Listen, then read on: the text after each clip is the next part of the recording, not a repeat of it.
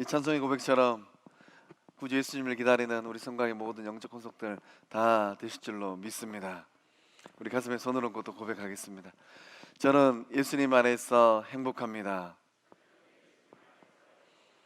저는 기쁩니다. 저는 평안합니다. 저는 건강합니다. 저는 만사형통합니다. 할렐루야. 입술의 고백처럼 이루어지는 복된 또 신앙의 여정들 다 되실 줄로 믿습니다. 오늘 말씀의 제목이 에덴의 복음입니다. 하나님께서 에덴 동산에서 선포하신 그 복음의 역사함이 오늘 이 자리에 있는 우리 성곽의 모든 권속들 그 삶의 자리에 흐르고 있는 줄로 믿습니다. 하나님께서 세상을 창조하시고 뭐라고 말씀하셨습니까? 보시기에 참 좋았다라고 말씀하셨어요. 하나님께서 온 우주 만물을 창조하시고 얼마나 좋았던지 6일날 온 우주 만물을 창조하신 그 하나님께서 7일날 안식할 수 있을 만큼 세상은 아름답고 보기에 좋은 곳이 되었습니다. 그러나 이 하나님께서 이 세상을 창조하실 때 이 처음에는 어떠한 모습이었습니까? 창세기 1장 2절의 말씀 보면 땅이 혼돈하고 공허하며 흑암이 깊음 위에 있고 하나님의 영은 수면 위에 운행하시더라. 하나님께서 세상을 창조하실 때는 혼돈이 있었고 공허가 있었고 흑암이 있었습니다. 혹은 예배의 자리에 나오신 우리 성곽의 영적 권속들 그 삶의 자리가 이 창세기 1장 2절의 말씀처럼 나의 삶의 자리가 혼돈이 있고 내 마음이 공허하고 어느 곳이 빛이 있는지 인생길이 잘 보이지 않는 흑암 가운데 놓여있는 분들이 있다면 오늘 예배를 통하여서 생명의 빛으로 오신 예수님 만날 때 그 삶이 더욱더 귀하고 아름다운 삶 되실 줄로 믿습니다. 창조주 하나님은 이 혼돈을 어떻게 만드셨습니까? 창조주 하나님께서 혼돈으로 가득 찼던 이 땅 가운데 하나님의 거룩한 손이 임하였을 때 질서가 만들어지게 되었어요. 또한 공허한 이 땅 가운데 하나님의 능력이 임하게 되었을 때 충만한 역사함들이 일어나게 된 것입니다. 우리가 예수님 안에서 누리는 은혜가 무엇입니까? 성령 하나님을 통하여서 우리의 마음 가운데 임하는 하늘 은혜는 무엇입니까? 때로는 우리가 인생길 걸어가면서 마음이 공허할 때가 얼마나 많이 있습니까? 그러나 예수님을 통한 하늘 평강이 임하고 예수님을 통한 성령의 능력이 임할 때 공허한 마음이 아니라 성령으로 충만한 마음 삶이 될 줄로 믿습니다. 또한 흑암이 가득했습니다. 앞이 보이지 않는 거예요.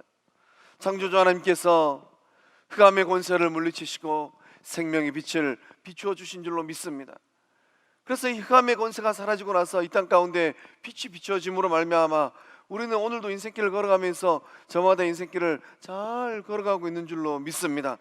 하나님은 인생길을 걸어가는 모든 생명들에게 희망을 주시고 생명을 주시고 소망을 주셨습니다. 그런데 오늘을 살고 있는 우리들의 삶의 자리는 어떻습니까? 우리의 삶의 자리를 곰곰이 뒤돌아보면 죄와 악이 난무하고 있습니다. 우리의 삶의 자리에 일어나지 말아야 될 일들이 막 이곳저곳에서 일어나고 있습니다. 이런 우리의 삶의 자리를 보면서 우리 스스로 세상을 바라보면서 또는 그런 세상 가운데 있는 나의 삶을 바라보면서 이러한 질문을 하곤 하지 않습니까? 죄와 악은 어디서 와서 우리를 이렇게 힘들게 하는 것일까? 오늘 본문의 말씀은 인간의 타락으로 인한 그 결과물들에 대한 말씀을 기록하고 있습니다. 범죄한 인간에게 비추고 있는 한 줄기 구원의 빛이 이 말씀 가운데 기록되어 있어요. 그 빛이 죄와 악으로 가득 찬 이 세상을 잘 살게 하는 우리 성곽의 영적 권속들의 생명의 빛이 된 줄로 믿습니다. 그 빛이 오늘을 살고 있는 우리들을 살려내는 능력이 된 것이에요. 온 우주 만물을 창조하신 하나님은 에덴 동산에서 생명의 복음의 말씀을 선포하셨습니다. 그 복음의 말씀은 무엇입니까? 에덴 동산에서 선포하신 성부 하나님의 은혜의 말씀은 무엇입니까? 우리 15절의 말씀을 우리 함께 읽어보도록 하겠습니다. 내가 너로 여자와 원수가 되게 하고 내 후손도 여자의 후손과 원수가 되게 하리니 여자의 후손은 내 머리를 상하게 할 것이요 너는 그의 발꿈치를 상하게 할 것이니라 하시고. 아멘. 하나님께서 아담과 하와에게 최초의 복음을 선포하셨습니다. 여자의 후손으로 보내신다라는 거예요. 하나님의 구원 계획이 이 15절 말씀에 상세하게 기록되어 있습니다. 예수님의 탄생과 죽음과 부활에 대한 계획이 정확하게 기록되어 있는 것입니다. 예수님은 어떤 신분으로 우리 가운데 오셨습니까? 예수님은 여자의 후손으로 오셨어요. 동정녀 탄생에 대한 말씀을 하나님은 에덴 동산에서 말씀하셨습니다. 예수님께서 여자의 후손으로 오셔야만 되는 이유는 무엇입니까? 죄 없는 몸으로 오시기 위함입니다. 예수님께서 여자의 후손으로 와야만 되는 이유는 죄 가운데 생명의 길을 걷지 못하는 영혼들을 살려내기 위하여서 죄 없는 몸으로 오셔야만 했던 것입니다. 그래서 죄 없는 몸으로 오시기 위하여서 우리 예수님은 어떻게 잉태하셨습니까? 성령으로 잉태하시고 또 순결한 처녀의 몸을 통하여서 이 땅 가운데 오신 줄로 믿습니다. 인간의 몸을 입고 오신 예수님과 또 오늘 이 시대를 살고 있는 저와 여러분의 결정적인 차이는 무엇입니까? 죄가 없다는 사실이에요. 그래서 히브리서 4장 15절의 말씀은 이렇게 기록되어 있습니다. 우리에게 있는 대제사장은 예수님을 말씀하고 있죠. 우리의 연약함을 동정하지 못하실 리가 아니요 모든 일에 우리와 똑같이 시험을 받으신 이로되 죄는 없으시니라. 그 예수를 향하여 우리가 어떻게 믿음으로 고백하느냐, 어떠한 믿음으로 예수를 만나고 있느냐가 우리의 삶을 결정합니다. 예수님은 어떠한 몸으로 이 땅 가운데 오셨습니까?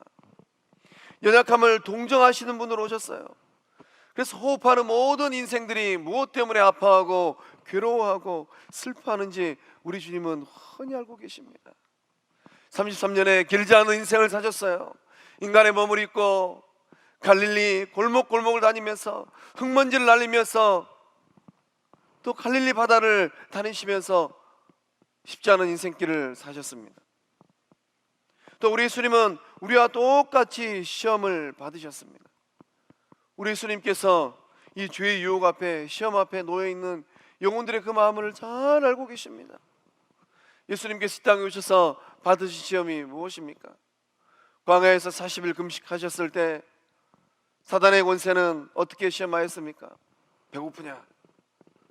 이 돌을 떡덩이가 되게 하라. 또 높은 이 성벽으로도 데리고 가서 뛰어내려라. 또 만국 영화를 바라보면서 절을 하라. 절 한 번만 하면 모든 것을 다 손에 쥐어주겠다라고 시험하고 유혹하였습니다. 우리 예수님께서도 우리와 똑같은 시험을 받으셨어요. 의식주의 시험이, 의식주의 문제가 또 세상을 살아가면서 이름이 나고 세상의 부귀영화를 누리는 것, 그것이 어떤 시험인지 우리 주님은 정확하게 알고 계셨습니다. 그러나 우리 예수님은 우리와 질적으로 다른 차이가 무엇입니까? 우리 예수님에게는 죄가 없는 줄로 믿습니다. 죄 없는 몸으로 우리 주님은 이 땅 가운데 오셨어요.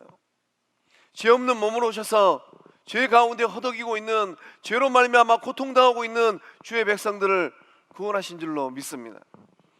여자의 후손으로 오신 예수님께서 행하신 일은 무엇입니까? 오늘 말씀을 보니까 이 사단의 머리를 상한다라고 말씀은 기록되어 있습니다. 이 사탄의 머리를 눌러서 뭉개겠다라는 거예요.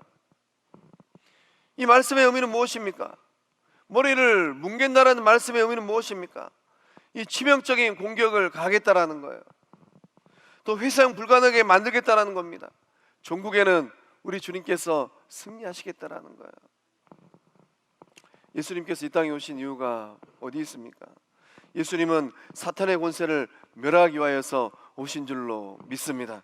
그래서 요한일서 3장 8절의 말씀은 명확하게 기록하고 있습니다.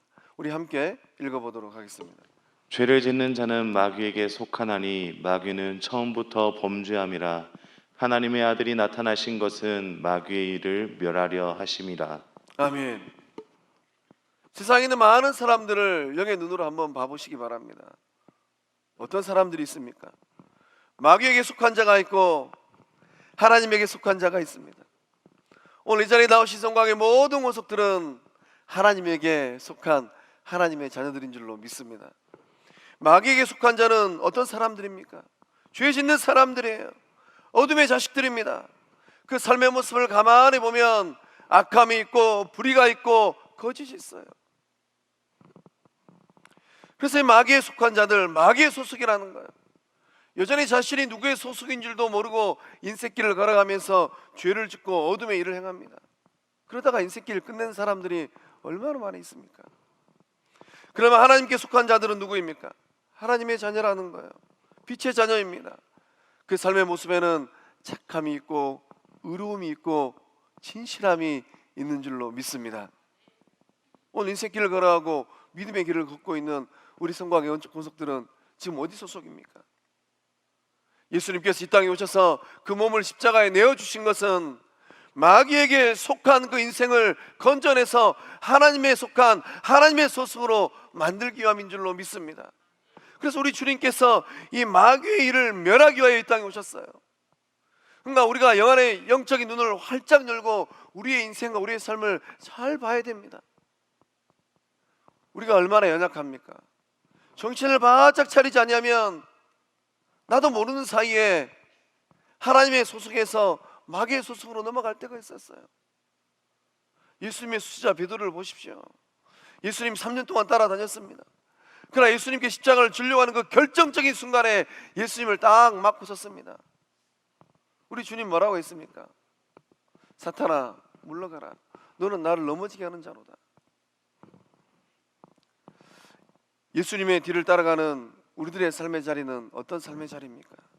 우리는 영적 전쟁의 한복판에 놓여 있어요. 그러니까 오늘도 이 인생길을 걸어가면서 하나님 소속이 될 것인가 마귀의 소속이 될 것인가, 우리는 여전히 그런 영적 전쟁의 한복판에 놓여 있는 것입니다. 그래서 바울 사도는 에베소 6장 11절과 12절의 말씀을 통하여서 에베소 교회를 향하여서 이렇게 권면을 합니다. 마귀의 관계를 능히 대적하기 위하여서 하나님의 전신갑주를 입어라.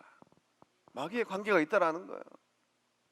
교회를 향한, 성도들을 향한 마귀의 간사한 괴책이 있다라는 겁니다. 우리의 씨름은 혈과 육을 상대하는 것이 아니에요. 통치자들과 권세들과 이 어둠의 세상 주관자들과 하늘에 있는 악의 영들을 상대합니다. 참 이 시대가 어려운 시대인 것 같습니다. 우리 성곽의 영적 권속들은 지금 누구를 상대로 어떤 인생의 씨름을 하고 계십니까? 사탄은 때로는 뱀의 모습으로, 사람의 모습으로, 제자의 모습으로 영적 유혹을 합니다. 틈이 조금만 생기면 사탄은 파고들어요. 그래서 바울 사도가 에베소 4장 27절의 말씀을 통하여서 뭐라고 권면합니까? 마귀에게 틈을 주지 말라. 마귀는 틈만 생기면 그 틈을 비집고 들어와서 하나님의 생명 공동체를 다 파괴하려고 합니다. 오늘 본문의 말씀을 잘 보시기 바랍니다. 하와 씨가 정신을 조금만 바짝 차렸더라면 에덴 동산은 파괴되지 않았을 것 같아요. 아담 씨가 하나님 말씀을 더욱더 굳게 붙들었다면 그 에덴 동산은 파괴되지 않았을 것 같습니다. 에덴 동산을 파괴하듯이 원수 사단 마귀는 구원받은 주의 자녀들의 삶도, 가정도, 영적 관계도, 공동체도, 교회도 파괴하기 위해서 덤벼드는 거예요. 그래서 베드로전서 5장 8절의 말씀은 어떻게 기록되어 있습니까? 근신하라, 깨어라. 너희 대적 마귀가 우는 사자같이 두루 다니며 삼킬 자를 찾는다라고 기록되어 있습니다. 오늘 본문의 말씀에 깊이 있게 다루지는 못하지만은 14절의 말씀 보면 여호와 하나님이 뱀에게 저주하였어요. 뭐라고 말씀하셨습니까? 네가 모든 가축과 들의 모든 짐승보다 더욱 저주를 받아 배로 다니고 살아있는 동안 흙을 먹을지니라. 참 어려운 말씀입니다. 우리가 동물원에서 보는 뱀, 또 밭일하다가 만나는 뱀은 흙을 먹을까요? 흙을 먹지 않을까요? 말씀의 자리는 하나님께서 뱀을 저주하셨어요. 흙을 먹을 것이다 라고 말씀하셨습니다. 우리 하나님이 누구를 저주하신 걸까요? 뱀의 모습을 하고 사탄을 저주하신 거예요. 그럼 사탄의 먹이는 무엇일까요? 곰곰이 생각해 보시기 바랍니다. 베드로 사도는 대적 마귀가 우는 사자같이 두루 다니며 삼킬 자를 찾는다고 합니다. 우는 사자를 보신 적이 있습니까? 먹잇감을 찾기 위하여서 이곳저곳을 다니는 사자를 본 적이 있습니까? 대적 마귀가 그렇게 삼킬 자를 찾는다라는 거예요. 그럼 누가 삼킬 자이겠습니까?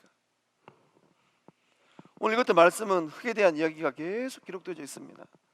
하나님께서 말씀하시기를 네가 흙으로 돌아갈 때까지 얼굴에 땀을 흘려 먹을 것을 먹으리니 너는 흙이니 흙으로 돌아갈 것이니라.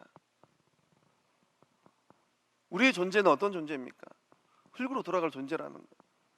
하나님은 뱀에게 저주하시기를 흙을 먹으라라고 말씀하셨습니다. 뱀은 흙을 먹질 않아요. 뱀은 그 독을 가지고 또는 그 힘을 가지고 생쥐나 짐승을 잡아먹습니다. 어떤 의미일까요? 오늘 말씀을 곰곰이 묵상하고 잘 관찰하시고 생각해 보시기 바랍니다. 대적 마귀는 지금도 삼킬 자를 찾고 있어요. 흙으로 돌아갈 육에 속한 사람을 찾고 있는 겁니다. 그러니 내가 지금 누구에 속한 자인가? 하나님에 속한 자인가? 아니면 마귀에게 속한 자인가?에 따라서 하나님의 자녀가 되기도 하고 대적 마귀의 먹잇감이 되기도 한다는 거예요. 우리 성광 영적 권속들은 근실하고 깨어서 영적 통찰력을 가지고 하나님의 복된 자녀의 아름다운 인생길을 걷고 있는 줄로 믿습니다. C.S. 루이스는 20세기가 낳은 우리 기독교의 최고의 변증가입니다. 이 C.S. 루이스가 썼던 책 중에 스크루 테이프의 편지라는 책이 있어요. 읽어볼 만한 책입니다. 이 책은 이 악마들의 이야기입니다. 이 스크루 테이프는 고참 악마예요. 그래서 고참 악마가 이 조카인 웜우드라는 악마에게 편지를 썼습니다. 편지를 쓴 이유는 단순합니다.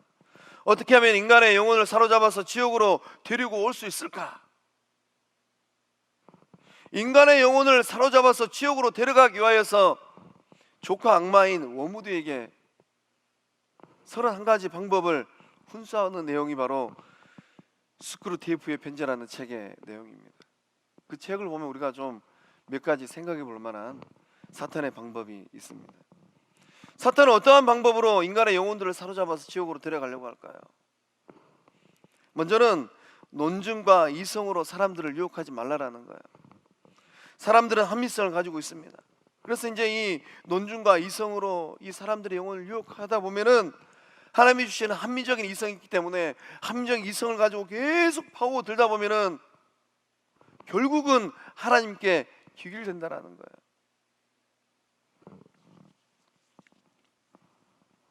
두 번째는 실망감과 교만함을 적극적으로 활용하라는 겁니다. 교회와 교인들에 대해서 실망감을 갖게 하라는 거예요. 세상에는 많은 사람들이 이 코로나 시대 때 교회를 바라보고 성도들을 바라보고 있습니다. 그래서 이 세상에는 많은 사람들이 때로는 이 교회의 모습에 실망하기도 하고 또 때로는 내가 알고 있는 성도들의 모습에 실망을 하기도 합니다. 그럼 그 마음 가운데 어떤 마음이 들겠습니까? 그들보다 차라리 내가 낫구나. 이런 교만한 마음이 그 영혼들의 마음에 깃든다라는 거예요. 그래서 사탄이 제일 잘 쓰는 이 계책이 무엇인가? 실망감과 교만함을 적극적으로 활용하는 겁니다. 세 번째는 삐딱선을 타게 하라는 거예요. 다른 사람들의 말과 행동을 항상 꼬아서 생각하라는 겁니다. 삐딱하게 생각하고 삐딱하게 보고 그 본심과 본의는 그게 아닌데 자꾸 돌려서 생각하고 네 번째는 죽음과 그 이유에 대해서 생각하지 못하게 하라는 거예요. 우리가 죽음을 생각하고 죽음 이후에 죽음을 넘어가면 무엇이 있을까? 한 번만 생각하면 굳이 예수님을 만나지 않을 수가 없어요. 근데 그러한 생각을 하지 못하게 한다는 겁니다. 그럼 죽음을 생각하지 아니하고 죽음 이유에 대해 생각하지 못하면 무엇을 생각을 할까요? 세속에 세상살이에 만족하는 마음을 갖게 하라는 겁니다. 다섯 번째는 편가르기를 적극적으로 활용하라는 거예요. 매사에 극단적인 경향을 갖게 만들어서 균형 감각을 잃어버리게 만듭니다. 그리고 편가르기 하라는 거예요. 고린도 교회가 그렇게 어지러웠던 이유가 무엇입니까? 고린도 교회에 생기지 말아야 될 파들이 막 생겨버렸어요. 우리 성곽의 영적 권속들은 사나 죽으나 예수님만 붙들고 따라가고 있는 줄로 믿습니다. 여섯 번째는 천국보다는 이 땅에 소망을 두게 하라는 겁니다. 오늘 이 자본주의 시대를 살아가고 있는 우리 성도님들은 어디에 마음을 두고 있습니까? 세속적인 출세, 든든한 인맥, 안전제일주의 따위에 매진하게 하라는 거예요. 오늘 이 세상이 얼마나 살기 좋은 세상입니까? 뭐니 해도 뭐니만 있으면 못할 게 없는 세상이 되어버렸어요. 그러니 이 세상에서 누리고 이 세상에서 마음껏 행하는 그러한 것에 정신을 팔리게 만들라라는 것입니다. 마지막 7번째는 쾌락을 이용하라라는 거예요. 쾌락을 이용해서 사람들로 하여금 정신 차리지 못하게 만들라라는 겁니다. 특별히 영적 침체기 때 영혼들로 하여금 쾌락으로 빠져들게 하라라는 거예요. 말씀 준비하면서 저 부산에 무슨 콘서트가 열린다고 합니다. 이 코로나 때 그런 콘서트를 열어야 되는가? 세상에는 많은 사람들 살고 있는 모습을 한번 보십시오. 저 서울 이태원에 무슨 뭐가 열린다 그러니까 이 코로나 어려운 시기 가운데서도 거기에 몰려드는 사람들 한번 보시기 바랍니다. 성적으로 타락하고 문란한 그러한 삶의 자리에 사람들이 모여있는 이유가 무엇입니까? 예수님 오셔서 우리 주님을 높여드리고 구주 예수님을 찬송해야 될 그 삶의 자리에 세상은 여전히 휘황찬란한 불빛 아래에서 그 어둠의 길을 걷고 있는 많은 영혼들이 있어요. 이 코로나19의 어려운 시기 가운데 이 사단의 권세는 지금도 이런 저런 괴책을 가지고 영혼들을 어떻게 하면 지옥으로 데려갈 것인가, 그렇게 영혼들의 삶을 유혹하고 영혼들의 삶을 죄와 악의 길로 이끌어가고 있다는 겁니다. 우리 또한 이런 영적 전쟁 가운데 놓여 있습니다. 우리 또한 이런 유혹의 가운데 놓여 있어요. 우리가 어떤 힘으로 이 사단의 권세, 사단의 유혹을 이겨낼 수 있습니까? 예수 그리스도 이름의 권세인 줄로 믿습니다. 예수님께서 사망의 권세를 깨뜨리시고 예수님께서 귀신을 쫓아내시고 예수님께서 부활하심으로 말미암아 하나님의 나라를 이루신 그 능력, 그 이름으로 어떤 유혹이 온날지라도 이겨내는 복된 사람들 다 되실 줄로 믿습니다. 에덴에 선포된 하나님 말씀은 또 어떤 말씀입니까? 우리 16절의 말씀을 함께 읽어보도록 하겠습니다. 또 여자에게 이르시되 내가 내게 임신하는 고통을 크게 더하리니 내가 수고하고 자식을 낳을 것이며 너는 남편을 원하고 남편은 너를 다스릴 것이니라 하시고. 아멘. 아담과 하와가 하나님께서 짓지 말라고 말씀하신 그 죄를 짓고 죄에 대한 대가를 이제 지불하기 시작합니다. 이 죄를 범하고 치른 인생의 대가는 처참하다 못해 참혹합니다. 하나님께서 에덴 동산을 지으시고 얼마나 좋았는지 몰라요. 에덴 동산에서는 하나님과 아담이 또 하나님과 하와가 막힘없이 대화하고 소통하고 만나는 그런 아름다운 이 동산이었습니다. 행복했던 삶의 자리였고 근심 걱정 없는 삶의 자리였고 영적 평안과 기쁨이 있는 동산이었어요. 그런데 그 에덴 동산에 죄가 들어오고 악이 들어오니까 이 기쁨의 삶의 자리에서, 행복한 삶의 자리에서 아담도 하와도 추락하기 시작합니다. 어떻게 추락했을까요? 마치 땅바닥에 떨어진 계란처럼 완전히 부서진 삶의 자리로 전락하게 되었습니다. 상상하지 못하였던 고통의 문제가 삶의 곳곳에 일어나기 시작했습니다. 고통은 무엇입니까? 고통은 아픔이고, 고통은 괴로움이고, 고통은 슬픔입니다. 육체적인 고통과 심적인 이 괴로움이에요. 오늘 예배 자리에 나오신 우리 성광의 영적 식구들 가운데서도 내 삶의 자리에 말로 표현하지 못할 이런 고통이 있구나. 고통이 오면은 밤잠을 이루지 못하는 아픔이 밀려오기도 합니다. 고통의 삶의 자리에 놓여있게 되면은 일이 손에 잡히지 않아요. 자칫 이러다가 정신줄 놓을 수도 있겠구나 하는 염려의 마음이 막 밀려오기도 합니다. 이 선악과를 따먹은 그 결과가 무엇입니까? 해산의 고통이에요. 타락하기 이전에는 어떠한 삶의 자리였습니까? 생육하고 번성하라 하나님께서 말씀하셨어요. 생육하고 번성하라는 하나님 말씀은 고통이 아니었을 것 같아요. 해산의 고통이 아니었을 것 같습니다. 그런 타락하고 나서는 이제 해산의 고통이 밀려오기 시작한 겁니다. 산모는 목숨을 담보로 해서 해산의 고통을 직면해야 됩니다. 오늘날 의술이 이렇게 발달된 이 시대에서도 산모들은 아이를 낳으러 갔다가 돌아오지 못하는 산모들도 종종 있지 않습니까? 그래서 해산의 고통은 죄의 결과물이라는 거예요. 해산의 고통을 통하여서 하나님께 주시는 영적 메시지가 무엇입니까? 죄의 심각성과 죄의 결과를 알게 하라는 겁니다. 죄를 통하여서 우리의 삶에 임하는 고통이 얼마나 큰가 그것을 깨달으라는 거예요. 그럼에도 불구하고 인간 존재들은 어떤 인생길을 걸어갑니까? 죄 짓는 것을 주저하지 아니하고 인생길을 걸어가고 있어요. 세상 사람들의 살고 있는 그 인생의 귀결은 무엇입니까?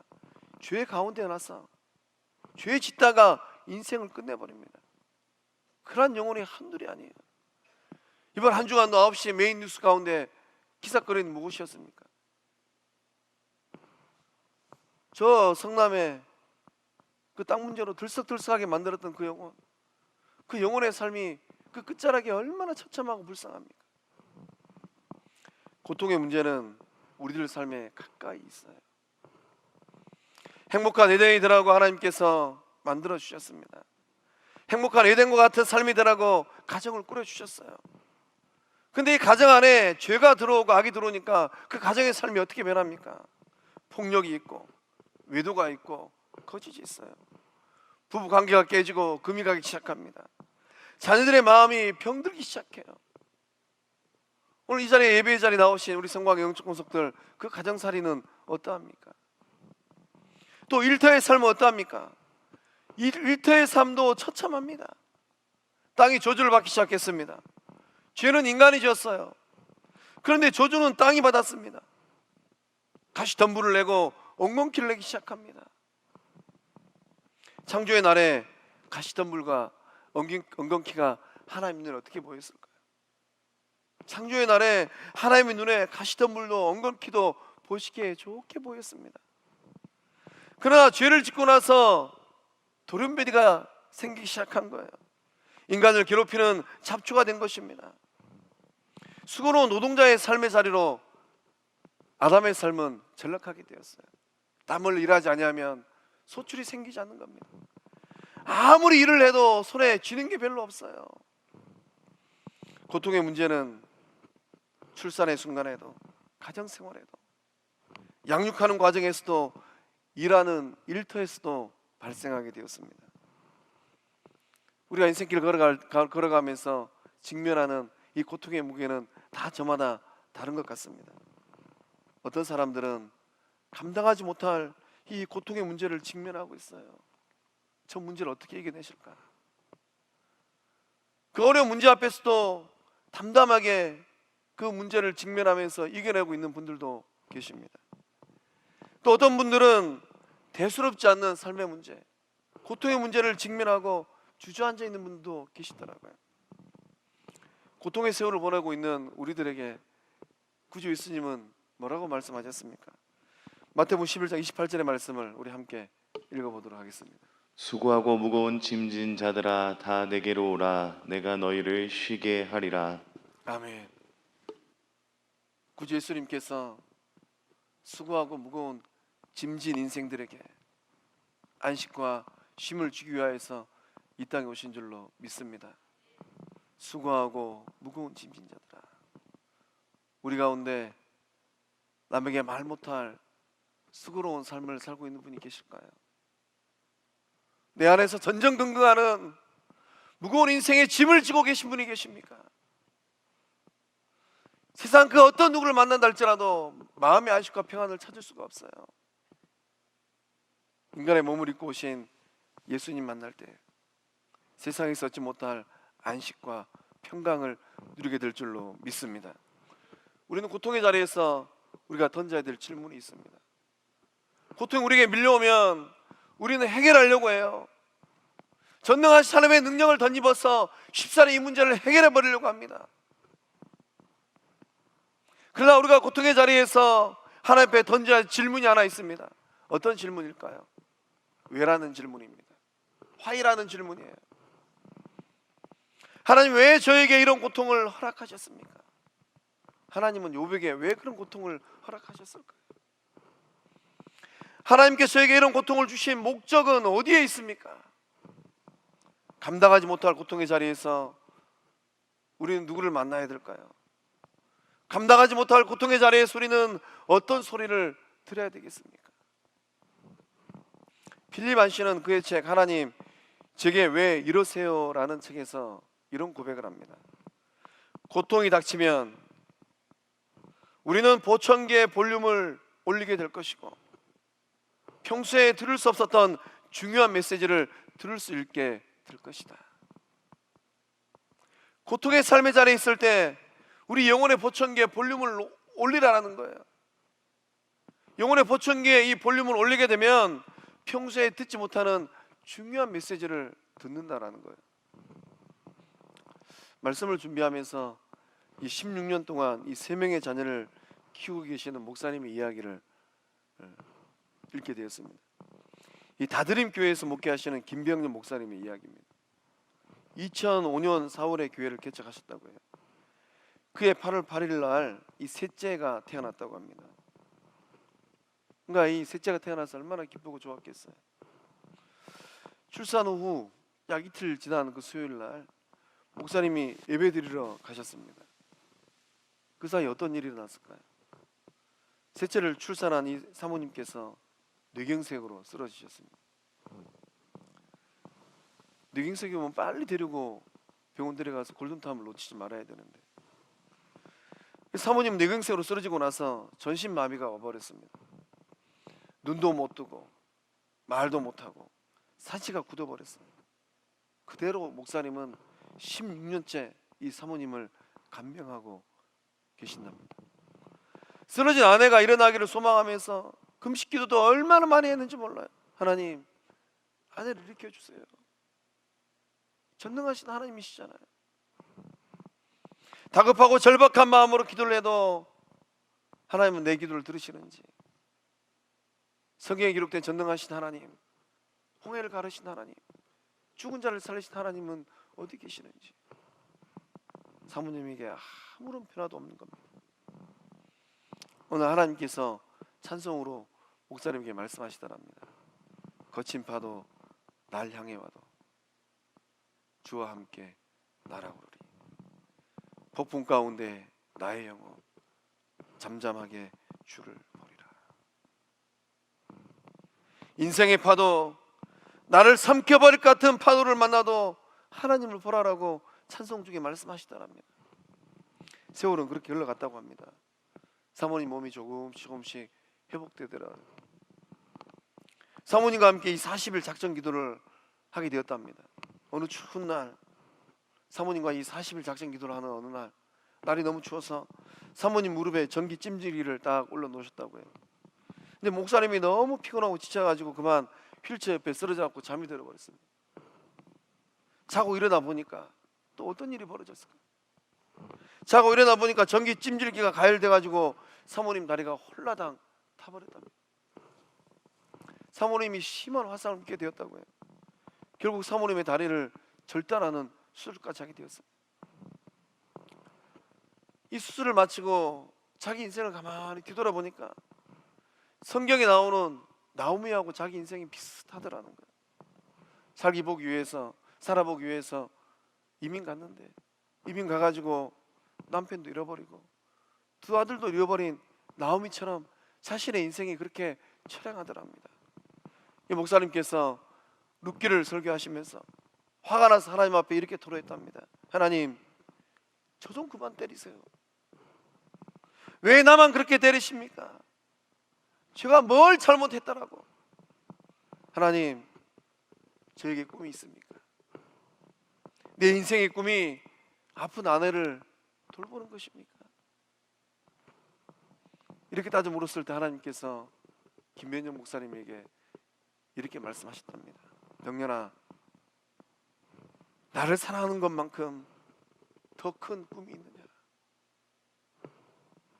병년아, 너만 내 인생에 대해 꿈꾼다고 생각하지 마라. 나도 너에 대한 꿈을 꾸고 있다. 병년아, 내가 너를 위해 십자가에 달려 죽은 그리스도라는 것을 기억해다. 그 한마디에 목사님이 울고 또 우셨답니다. 김변희 목사님께서 이런 고백을 하십니다. 나는 지금 가족과 함께 하나님을 사는 법을 배우는 중이다. 오랫동안 낫지 않는 병을 고치려 애쓰기보다 함께 사는 법을 알아가는 것이 더 중요하다. 사랑하는 성광의 성도 여러분, 여러분의 삶의 자리에는 어떤 고통이 있습니까? 건강의 고통, 물질의 고통, 관계의 고통, 자녀의 고통, 부부 사이의 고통, 영적인 고통이 있을 수 있습니다. 고통의 자리에서 영안을 열고 인간의 몸을 입고 이 땅에 오신 예수님의 음성을 들으시길 바랍니다. 구주 예수님 만남으로 어떠한 삶의 자리에 있을지라도 사탄의 권세를 이기고 고통의 문제 가운데 동행하시는 예수님 만나는 복된 대림절 다 되실 줄로 믿습니다. 기도하시겠습니다. 생명의 주인 되신 하나님, 세상의 수많은 사람들 가운데 친히 택정하여 주셔서 자녀 삼아 주심에 감사드립니다. 구주 예수님께서 친히 인간의 몸을 입으시고 이 땅에 오셔서 오늘 구원받은 자녀의 삶이 되게 하여 주시고 영생을 소망하는 복된 삶이 되게 하심에 감사드립니다. 우리 연약함을 친히 하시고 동정하시는 구주 예수님을 만나는 은혜의 대림절 되게 하여 주시옵소서. 마귀의 일을 멸하러 오신 예수 이름의 권세와 능력을 소유하는 우리 모두 되게 하여 주시옵소서. 죄악으로 물든 세상 속에서 예수님의 등불 되게 하여 주시옵소서. 고통의 자리에서 아픔과 눈물과 괴로움에 있을 때, 무거운 짐 지고 힘들어할 때 가까이 다가와 오셔서 손잡아 주시는 예수님 만나게 하여 주시옵소서. 아담과 하와에게 가죽 옷을 입혀주신 성부 하나님의 사랑에 화답하는 삶이 되게 하여 주시옵소서. 그리스도로 옷 입는 거룩한 삶 되게 하여 주시옵소서.